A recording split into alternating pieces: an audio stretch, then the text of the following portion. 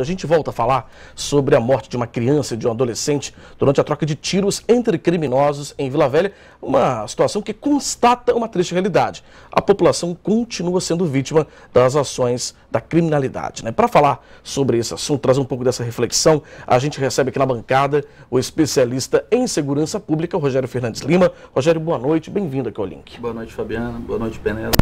É sempre bom conversar com vocês, apesar do tema muito árduo para a gente tratar aqui. Sem dúvida alguma, né? Olha, é um assunto, a gente até conversava aqui durante o intervalo, porque é um assunto recorrente, né? Não é a primeira vez que esse caso assim acontece. Dessa vez a gente teve uma surpresa que uma criança de 9 anos, um adolescente de 17, teve mais um baleado de 20 anos que está no hospital.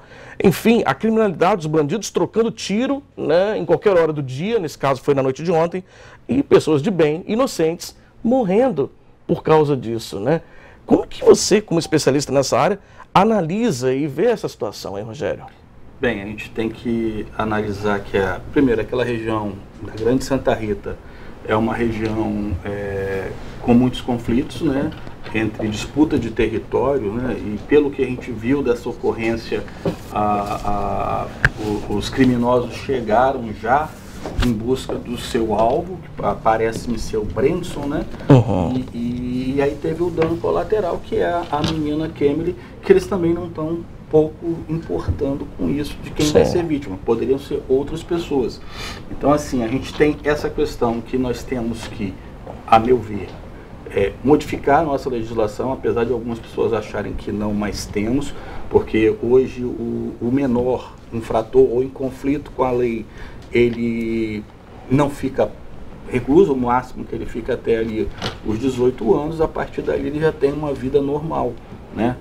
E muitas vezes acaba voltando para a criminalidade também, sim, né? Sim. E o que a gente está vendo, Fabiano, Penelo, são pessoas jovens que estão morrendo, mas também jovens que estão matando sem nenhuma punição. Agora, essa é uma questão na parte da repressão, não só do policiamento, mas da aplicação da lei, né? Seja para os menores em conflito com a lei ou para os maiores traficantes, porque, veja, desculpa me estender, mas essa é uma mão de obra barata para o tráfico e descartável, e eles estão matando pessoas, estão tirando a paz daquela região como de outras, como vocês bem falaram. E isso não é só uma questão da segurança, você gera uma questão econômica ali. Agora, essas regiões também são realmente de maior índice de violência, né? Então, o que pode ser feito nos locais, precisamente assim, para a população que ainda é de bem e também para essas crianças, esses jovens que estão no mundo do crime? A segurança pública, no geral, ela não é só uma ação da polícia. A gente falou da aplicação da lei, nós temos a polícia enquanto órgão do Estado que vai ali reprimir e fazer a prevenção de um crime, mas nós precisamos de um saneamento básico de qualidade, né? Nós temos aí no nosso país, 50% das cidades não tem saneamento básico, iluminação precária. Aquela região ali, infelizmente, você tem uma iluminação que não é condizente. Por quê? Quando você tem uma iluminação fraca, você tem a possibilidade do criminoso se homiziar de uma maneira e causar o conflito. Agora, nós temos as questões sociais, e aí eu digo para vocês, os programas sociais são muito importantes, né, junto com a aplicação da lei. Contudo, nós devemos fazer programas que voltem para os jovens estar inserido no mercado de trabalho. Nós estamos falando da indústria 4.0 e a gente não vê muito dessas propostas para inserir os jovens nesse meio.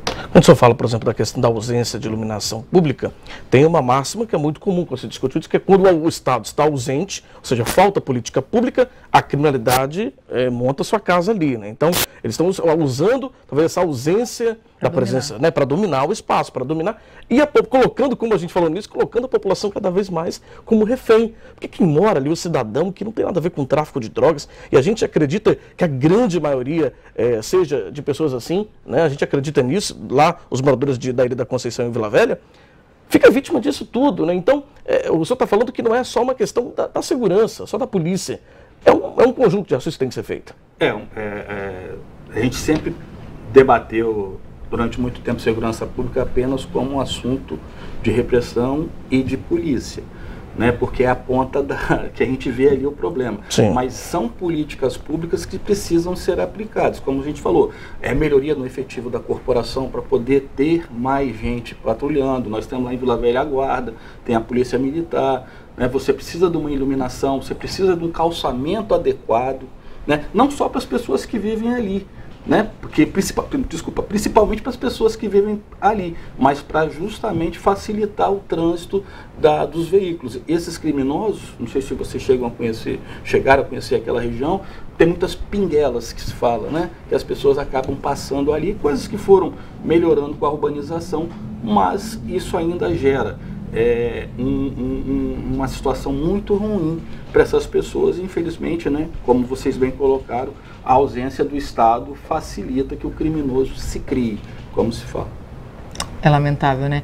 E você citando isso agora, eu começo a pensar, né? A população conhece essas pinguelas, mas às vezes a segurança não conhece, a polícia não consegue, né, alcançar essas regiões, chegar até lá, e infelizmente, né, o crime acaba dominando mesmo. O que a população pode fazer para contribuir um pouquinho mais, para ajudar, no caso da segurança, e ajudar a polícia também? Como vocês me falaram, essa população ela acaba sendo refém dos criminosos que dominam, obrigam para dominar aquela situação, aquela região, e às vezes ela se sente com receio de fazer uma denúncia. Mas é importante fazer a denúncia. Uma política pública com que a gente tem aí é melhorar e ampliar a comunitarização da polícia ali, ouvindo a comunidade, conhecendo aqueles meandros ali da própria comunidade, as pinguelas, como nós falamos. Tá certo, então. Olha, a gente quer agradecer muito ao Rogério Fernandes Lima, especialista em segurança pública, falando hoje com a gente sobre mais esse caso de violência, dessa vez em Vila Velha, né, um adolescente de 17 anos, tem uma criança de 9, um jovem de 20 também foi baleado. Esses outros dois morreram, perderam a vida por causa aí, da troca de tiros entre criminosos de uma comunidade, né, da bairro Ilha da Conceição, em Vila Velha. Rogério, muito obrigado pela sua participação. Eu que agradeço e estamos sempre à disposição para contribuir.